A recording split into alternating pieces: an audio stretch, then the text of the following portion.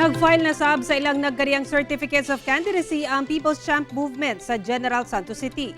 Kini ugban pang panghitabo sa filing of COC sa Mindanao, pinaagi nining report.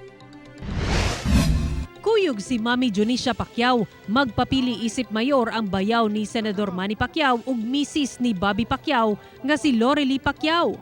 Siya ang kasamtangang ABC President ug kapitan sa Barangay Labangal sa General Santos City. Karong nagretiro na si Senador Manny Pacquiao sa boxing. Politika na kuno ang tutukan sa inahan niining si Mami D, karong tulo ka anak niini ang anaa sa politika.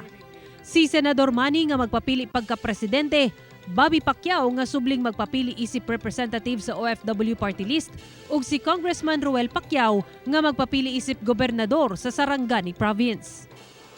Akala ko sa pag-eleksyon lang magtulog, sabi niya, mayroon pag tapos na pa-eleksyon, dili ma'am.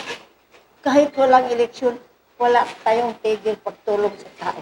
Nag-file na sa ilang COC ang mga naubo sa People's Champ Movement alang sa lokal nga posisyon sa General Santos City.